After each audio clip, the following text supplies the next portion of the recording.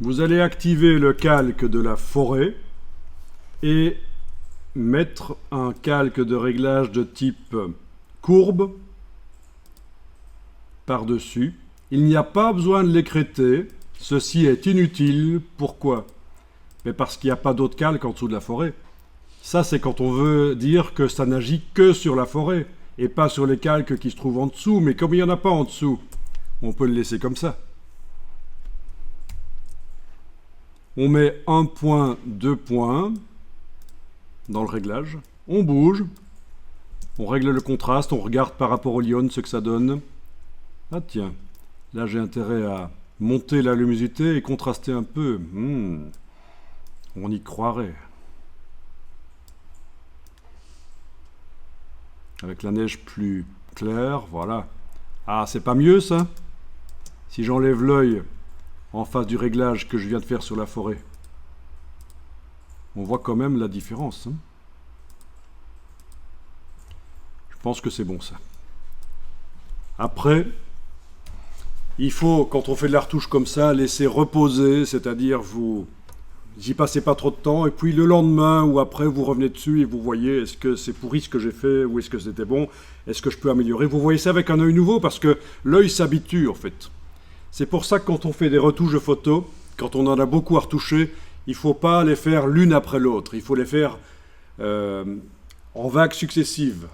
Au lieu de passer 15 minutes par photo, je passe 1 minute ou 2 par photo, puis je reviens sur la première, 1 minute ou 2 à nouveau, etc. Vous voyez, parce que pour que l'œil ne s'habitue pas, ne s'adapte pas aux couleurs et qu'on voit chaque fois ça sous un angle plus nouveau, voilà. Ok, il serait possible aussi de mettre un calque de réglage pour modifier la couleur, mais là je pense qu'on va arrêter là. On va enregistrer le fichier.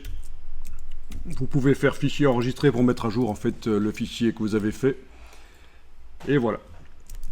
Dans certains cas, c'est toujours pas convaincant ce qu'on a fait. Et donc je vous donne l'astuce. Il faut,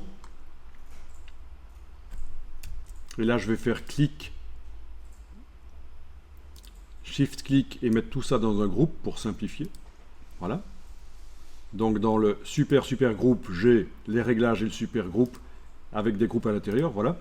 Donc dans certains cas, quand on n'est pas convaincu du résultat, l'astuce, c'est d'aller mettre par-dessus tout, ne le faites pas ici, je vous montre juste, un réglage de courbe qui va me permettre de modifier tout. Vous voyez? Tout, il n'est pas écrêté, il n'est pas comme ça. Non, ça veut dire qu'il modifie tout ce qui se trouve en dessous, les lions là-dedans, et le décor. Et donc ce réglage qui modifie tout va permettre de régler des problèmes. Voilà. Donc c'est ça l'astuce, c'est un secret en fait de retouche quand on veut faire des choses qui ont l'air convaincantes. C'est que on fait le réglage sur les sujets, on fait le réglage sur le décor, on essaye que ça aille bien ensemble. Et par-dessus tout, on met un réglage qui modifie tout. Et je pourrais même modifier l'ambiance colorée en descendant sur les couches. Donc c'est ça l'astuce. Vraiment avec ça, vous êtes capable de faire des trucages où ça a l'air assez convaincant au niveau de l'intégration. Bien. Bien sûr, ici on a toujours des problèmes. Le bord du lion est net. Qu'est-ce qu'on a d'autre comme problème? Ah oui, il y a des herbes qui passent par-dessus les pattes. Voilà, bon. Ah oui, on a l'ombre ici qui flotte en dessous. Il faudrait la repositionner. Pourquoi est-ce qu'elle a bougé comme ça? Mystère. Oui, parce qu'on a fait la marionnette et que les ombres n'ont pas été repositionnées. Enfin, voilà.